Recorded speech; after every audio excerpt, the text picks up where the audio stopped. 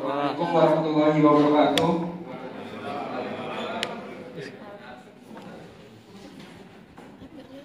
Di sini saya sebagai moderator 1 dan anggotanya materi 1 menit 0 sampai 20 menit. Penyaji Arni Sidi Aulia, pembahas 1 Muhammad Zulfikar Ar-Rasyid, pembahas 2 Dana Putra Kurniawan, dan juru kamera Satria Indah Lesmana.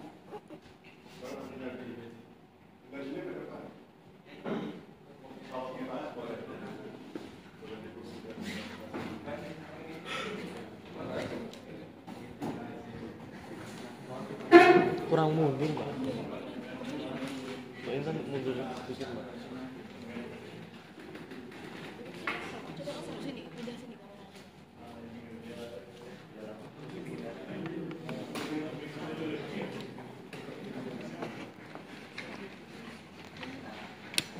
Nggak sih pas ke. Ini Jakarta jelek banget sih.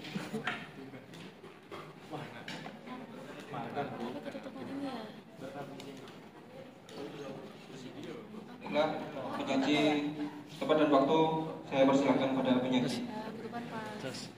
Baik, selamat pagi Bapak dan rekan. Izin saya di sini sebagai penyaji 1, yaitu akan memaparkan 5 poin penting dari video yang telah dibagikan oleh Pak Aris mengenai sidang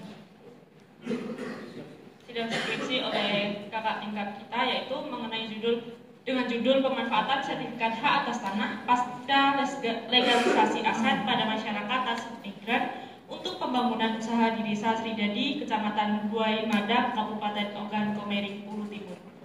Dari video yang telah saya saksikan, saya mengambil 5 poin penting dari video yang telah disampaikan, yaitu pada menit 0 sampai menit ke-20.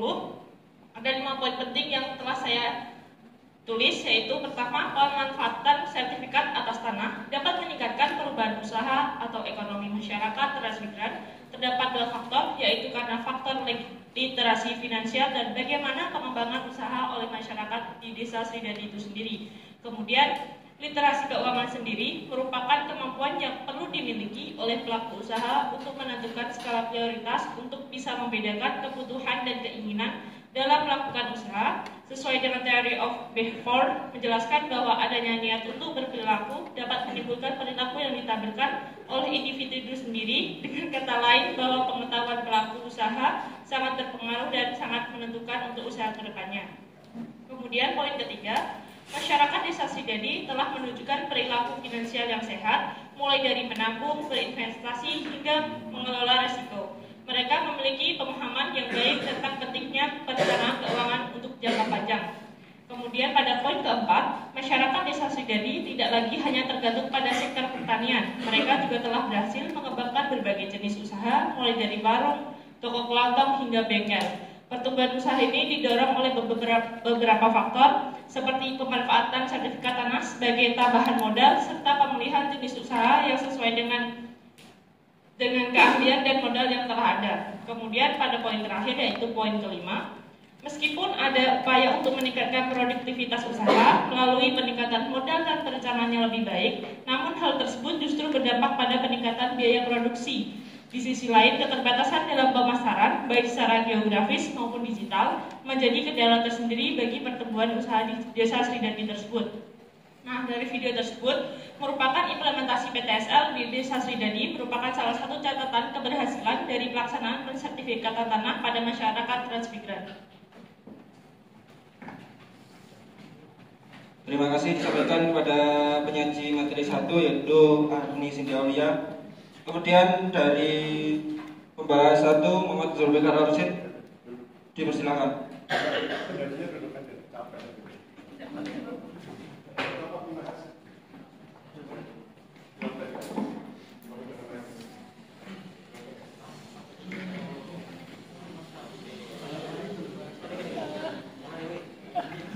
Ini gimana, Pak?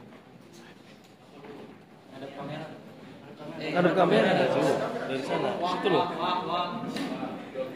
Nah. Scene 1 blocking.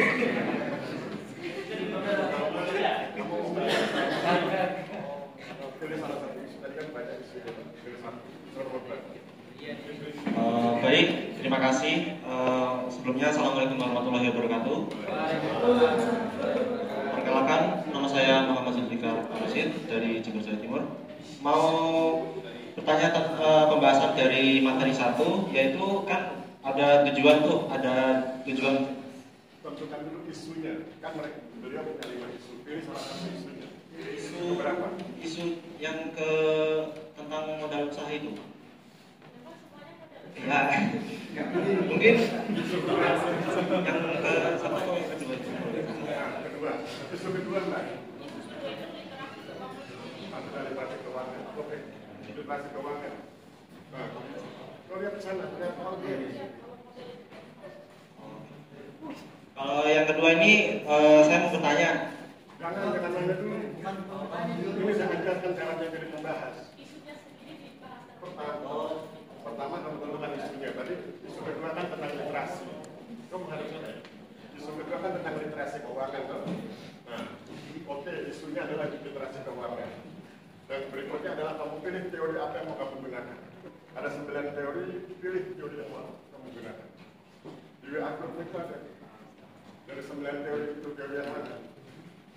Kita tengok aja capek lah.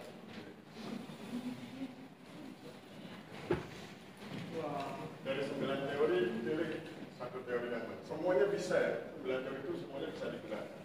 Tapi kan itu selera Anda suka teori yang mana. Saya mau memakai teori yang pertama. Teori apa itu? Kemudian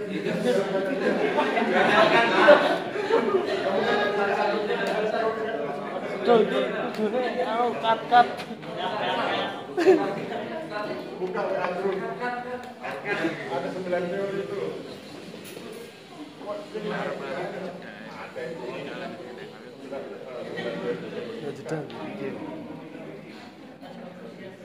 Yang membahas berikutnya, tolong perhatikan ya. Membahas berikutnya. Buka dulu file 9 teori sosiologi, kemudian pilih. Ada 9 teori, pilih satu. Sebut namanya, saya sudah hafal. Begitu kamu sebut namanya, saya sudah tahu.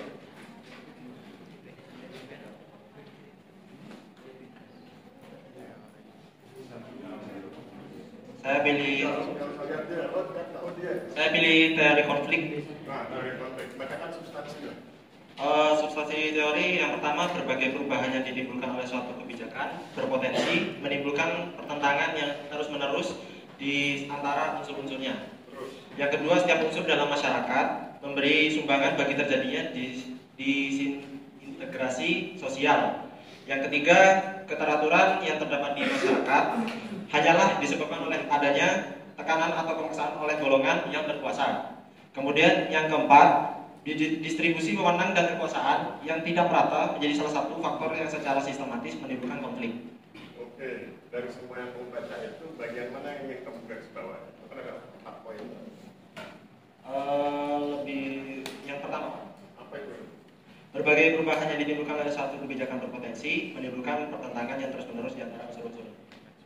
Berbagai kebijakan bisa menimbulkan pertentangan di antara unsur ya. Hubungkan dengan literasi keuangan. Keuangan. Kamu hubungkan. Nanti kan tidak harus bertanya ya. Membahas itu bisa membahas. Nanti beliau nanti merespon. Hubungkan antara berbagai kebijakan bisa menimbulkan perubahan dan perubahan itu bisa menimbulkan pertentangan di poin 1 itu. Hubungkan dengan literasi keuangan. Kalau untuk teori konflik yang ditimbulkan oleh suatu kebijakan ini, yang pertama di antara unsur-unsurnya itu tentang konflik yang dimana tentang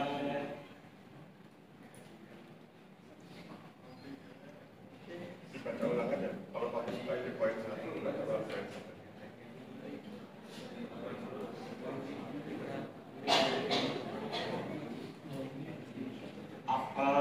Teori konfliknya yaitu apakah masyarakat itu mengetahui literasi tentang finansial masyarakat yang memiliki 4 tujuan untuk mengetahui perubahan jenis dan jumlah usaha sebelum dan sesudah pemanfaatan sertifikat. Kemudian yang bertanya dulu, hubungkan dulu teori itu.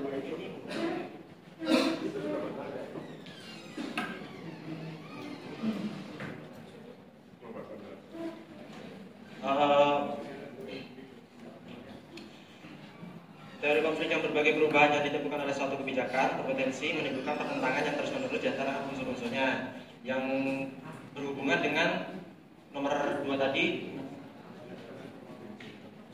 ya, tentang literasi keuangan. Sementara literasi keuangan atau finansial masyarakat itu memiliki 4 tujuan juga, yaitu perubahan jenis dan jumlah usaha sebelum dan sesudah pemanfaatan sertifikat. Kemudian yang kedua, mengetahui perubahan jenis perubahan modal usaha sebelum dan sesudah pemanfaatan sertifikat. Kemudian yang ketiga, mengetahui perubahan pengelolaan usaha sebelum dan sesudah pemanfaatan sertifikat. Kemudian yang terakhir, mengetahui literasi finansial masyarakat untuk perubahan jenis, jumlah usaha dan sebelum sesudah pemanfaatan sertifikat. Terus malah pertentangan. Karena kan poin 1 itu kata kuncinya di pertentangan. Di pertentangannya yaitu apakah masyarakat itu bisa mengatasi dalam konflik-konflik yang tentang finansial yang berhubungan dengan masyarakat tersebut. Itu cara bahasnya. Di poin teori konflik itu kan kamu tadi garis bawahi poin 1 itu bicara tentang perubahan yang berpotensi menimbulkan pertentangan. Kemudian kamu bicara tentang literasi keuangan. Maka kamu bisa bahas bahwa dalam rangka membangun kemampuan literasi keuangan, dalam hal ini pemanfaatan sertifikat modal usaha, itu bila tidak dikelola dengan baik menimbulkan pertentangan para pihak. Siapa para pihaknya? Yaitu para pihak yang setuju pengambilan kredit usaha dan para pihak tidak setuju. Ada orang yang beranggapan bahwa ketika sertifikat diagunkan, kemudian mendapatkan kredit, bila tidak dikelola dengan baik, kemudian sertifikatnya bisa lepas. Itu pihak yang tidak setuju. Sebaliknya pihak yang setuju, sepanjang dikelola dengan baik, maka kemudian bisa digunakan dengan baik modalnya itu. Jadi itulah pertentangan para pihak. Jadi ada pihak yang setuju sertifikat diagunkan, ada pihak yang tidak setuju sertifikat diagunkan. Itu yang disebut dengan pertentangan. Coba kamu gunakan bahasa. Intinya kira-kira seperti itu. Nanti tinggal beliau merespon.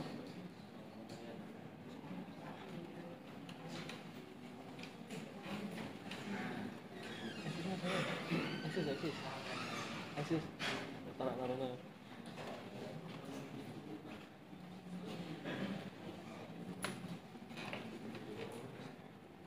Jadi ada garis bawah di teori yang Anda sukai itu. Kan kalau sebetulnya kan banyak ya.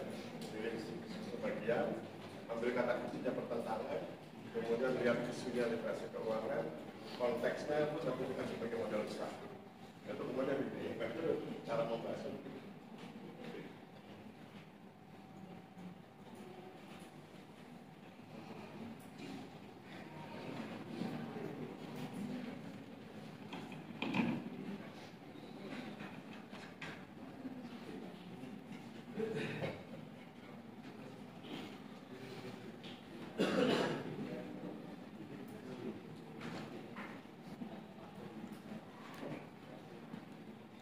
Teori konflik dalam konteks literasi keuangan dapat dijelaskan. Yang pertama, berbagai perubahan yang ditentukan oleh suatu kebijakan berpotensi menimbulkan pertentangan yang terus-menerus di antara unsur-unsurnya. Dalam konteks literasi keuangan, kebijakan yang bertujuan meningkatkan pengetahuan dan keterampilan keuangan masyarakat dapat menimbulkan konflik seperti perbedaan akses dan kesempatan. Kemudian yang kedua, perbedaan kepentingan. Yang ketiga, perubahan sosial dan ekonomi. Dan itu secara keseluruhan teori konflik membantu kita memahami bahwa perubahan dalam kebijakan literasi keuangan tidak hanya membawa manfaat, tetapi juga potensi pertentangan di antara berbagai unsur masyarakat yang berbeda dalam hal akses, kepentingan, dan dampak sosial ekonomi. Oke, applause.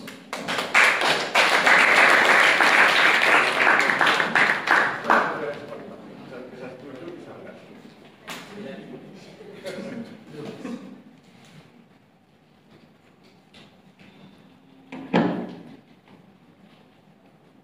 rekan-rekan izin merespon dari sanggahan atau pembahasan dari Muhammad Zulfikar. Nah, di sini tuh dia mungkin apa yang saya tangkap dari yang dia bicarakan tadi itu, apa sih resiko yang harus dipertimbangkan dari masyarakat kok bisa memanfaatkan sertifikat hasil legalisasi itu untuk modal. Nah, di sini sudah dijelaskan yaitu kalau tidak salah pada sesi kedua yaitu menit di 21 sampai menit ke 40. Saya mendapat poin tersebut yaitu sertifikat tanah umumnya hanya dapat diagungkan sebagai jaminan untuk satu pinjaman saja meskipun ada beberapa pengecualian seperti konsolidasi utang atau refinancing. Penggunaan sertifikat tanah harus dilakukan dengan hati-hati dan perencanaan yang matang. Nah, sebelum melakukan sertifikat itu harus melakukan beberapa pertimbangan seperti resiko, keuntungan ataupun hal yang lainnya yang akan berpotensi untuk depannya sehingga tidak merugikan beberapa pihak lain selain diri kita sendiri.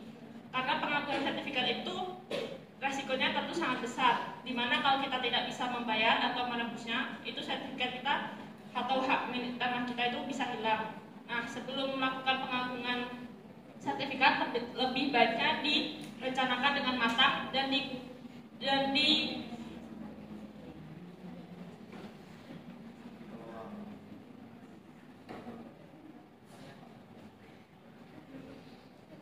dikonsulkan dengan pihak-pihak tertentu agar tidak salah jalan. Mungkin itu tanggapan dari saya.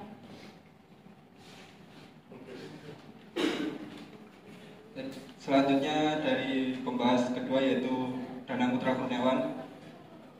Tempat dan waktu silakan.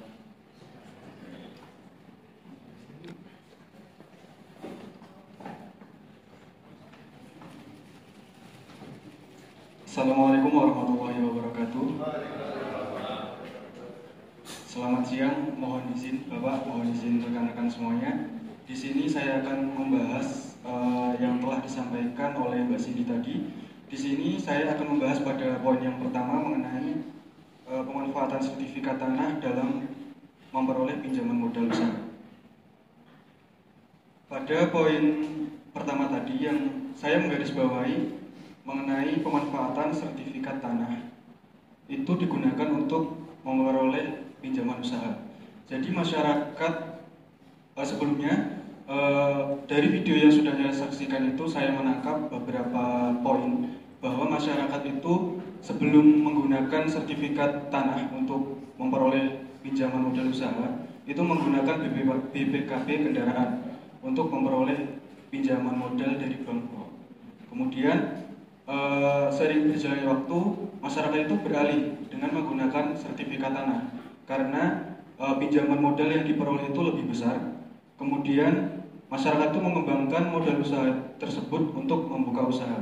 Dan usaha yang dominan yang ada di desa Sridadi itu usaha pelapor.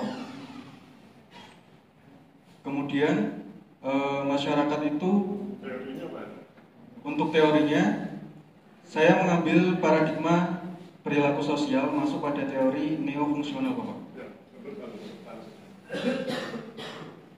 Langsung saja ke poin yang masuk tadi Pak. Yang teori neofungsional semuanya atau semua?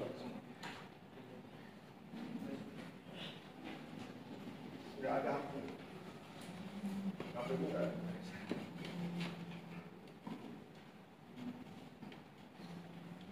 Untuk teori neofungsional, substansi teorinya yang pertama, masyarakat merupakan sebuah sistem yang relatif mandiri, yang terorganisasi melalui interaksi antar bagiannya. Kemudian yang kedua, keseimbangan sistem dan integrasi sistem dipahami dengan asumsi bahwa masyarakat tidak berusaha mencapai kondisi itu. Kemudian yang ketiga, terdapat beberapa tingkat integrasi kebudayaan, kepribadian, dan sistem sosial. Yang keempat, terjadi interaksi antar elemen yang menghasilkan ketegangan dan provokasi bagi hadirnya perubahan. Dan yang kelima, selain sebagai produk ketegangan, perubahan juga dapat memproduksi ketegangan. Ya, poin-poin yang mana yang kamu ambil dari teori yang neofungsional itu, poin yang mana yang kan ada 5 poin betul. Untuk poin yang saya ambil yang harus Satu poin aja kita belum tentu bisa jelaskan.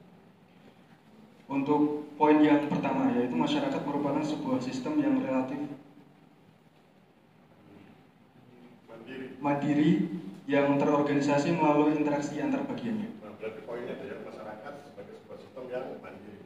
Terus dihubungkan dengan isu yang konkretnya apa? Pemanfaatan sertifikat tanah untuk peminjaman modal usaha. Sekarang kamu jelaskan hubungannya antara pemanfaatan sertifikat untuk mendapatkan modal usaha dengan masyarakat sebagai sebuah sistem yang mandiri. Untuk hubungan antara kedua poin tersebut, yaitu masyarakat merupakan sebuah sistem yang relatif mandiri. Karena masyarakat itu pada kalangan masyarakat Sridadi itu mencari modalnya secara mandiri, bukan secara kolektif. Jadi masyarakat itu mencari pinjaman usaha menggunakan sertifikat tanah untuk memperoleh pinjaman modal itu secara mandiri dan dikembangkan menjadi sebuah usaha juga secara mandiri. Kemudian masyarakat itu juga masyarakat itu tidak secara kolektif untuk memperoleh modal usaha, jadi dilakukan secara mandiri dan itu diberikan pinjaman oleh pihak bank untuk mendapatkan pinjaman. Oke, saya tambahkan. Tapi sebetulnya di awal ketika kamu belum masuk ke teori, kamu sudah cerita itu bahwa awalnya masyarakat kan mengambil kredit dengan menggunakan BPKB, sudah? Itu menunjukkan kemandirian. Jadi pengertian mandiri ini adalah masyarakat tidak tunduk pada sistem yang dibangun oleh pemerintah. Pemerintah kan punya sistem bahwa kalau ingin mengajukan kredit itu harus menggunakan ini, harus menggunakan sertifikat, kemudian dibuat hak tanggungan dan lain sebagainya. Masyarakat punya caranya sendiri. Pengertian mandiri itu begitu. Dia punya caranya sendiri, punya kemampuan berpikir sendiri, punya usaha untuk menghidupi dirinya dengan caranya sendiri. Maka kemudian ketika mereka belum punya sertifikat, maka dia gunakan BPKB itu. Nah itu bagian dari kemandirian itu. Itu gimana? Jadi kamu flashback sebelum menggunakan sertifikat kan gunakan yang lain. Itu bentuk kemandirian. Kamu ceritakan ulang. Tadi waktu kamu baru berdiri di depan itu, kan kamu cerita tentang itu. Bahwa sertifikat kan sekarang aja mereka menggunakan sertifikat. Sebelumnya kan tidak menggunakan sertifikat untuk mendapatkan kredit. Jadi dilanjutkan untuk masyarakat itu merupakan masyarakat transmigran ya Pak. Jadi di Desa Sridadi itu ada masyarakat transmigran, jadi mereka itu juga beradaptasi pada tempat yang baru. Jadi mereka itu tidak hanya sebagai petani dalam mengelola tanah yang mereka gunakan. Kemudian masyarakat transmigran itu juga sebelumnya itu menggunakan BPKB kendaraan untuk mendapatkan kredit pinjaman sebagai jaminan badan usaha. Kemudian masyarakat itu tidak memiliki asuransi sebelumnya untuk selain sebagai modal usaha. Dengan menggunakan sertifikat tanah itu, mereka berasumsi bahwa memiliki asuransi bukanlah suatu hal yang prioritas. Jadi mereka menganggap bahwa masih ada kebutuhan-kebutuhan lain yang harus dipenuhi sebelum memiliki asuransi itu. Jadi mereka lebih berfokus pada pengembangan usaha dan memperoleh modal usaha itu dengan menggunakan sertifikat tanah yang dijaminkan ke pihak bank. Kemudian masyarakat itu juga berasumsi atau berpikiran bahwa legalisasi mengenai aset itu memang sangat penting bagi masyarakat untuk memperoleh kredit dari bank. Karena untuk rasa nyaman dalam melakukan kegiatan usaha. Kemudian kembali lagi pada sebelumnya, masyarakat itu lebih berfokus pada pengembangan modal usaha dan lebih menyampingkan asuransi. Karena beberapa faktor yang terjadi karena masyarakat itu beranggapan yang pertama tadi bahwa asuransi bukanlah hal yang prioritas atau menjadi hal yang utama. Kemudian keterbatasan informasi bagi masyarakat karena kurang informasi mengenai asuransi dan masyarakat itu hanya berfokus pada pengembangan usaha dan memperoleh kredit. Dan kemudian yang ketiga itu kemauan dari masyarakat itu sendiri. Karena kembali lagi karena kurangnya minat masyarakat itu dalam mengelola keuangan atau mengembangkan dalam hal asuransi, tetapi hanya lebih memilih mengembangkan dalam usaha. Kemudian masyarakat Sridadi itu merupakan desa yang dominan transmigran dan juga merupakan desa yang berkembang, sehingga masih lebih beradaptasi dalam mengembangkan dan mengelola sistem perekonomian atau literasi finansial yang ada di desa tersebut.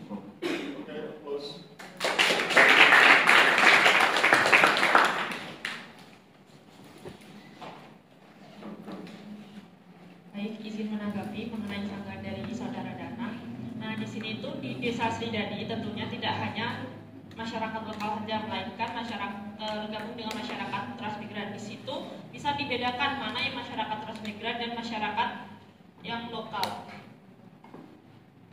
Saat ini juga masyarakat tidak hanya mengandalkan bantuan ataupun uluran tangan dari pihak pemerintah untuk menunggu modal usaha ataupun yang lainnya. Mereka memiliki inisiatif untuk mengajukan sertifikat di mana untuk pengembangan usahanya. Sebelum mengajukan pun mereka telah mempertimbangkan resiko-resiko dan apa yang harus dihadapi untuk kedepannya.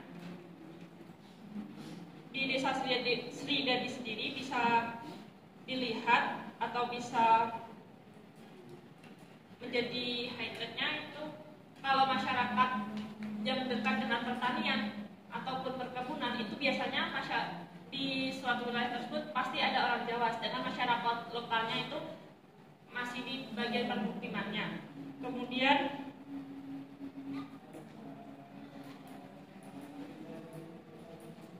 untuk pengembangan usahanya itu tidak hanya menggunakan sertifikat, awalnya menggunakan BPKB, namun lambat laun mereka sadar. Nah, sadar literasi finansial juga. Karena literasi finansial mereka harus memperhatikan resiko-resiko tertentu, serta mereka sekarang sudah memanfaatkan perkembangan teknologi dengan memanfaatkan teknologi seperti ATM ataupun QRIS. Namun untuk pemasaran perdagangannya atau usahanya itu masih minim karena di sana penguasaan teknologinya kurang memadai.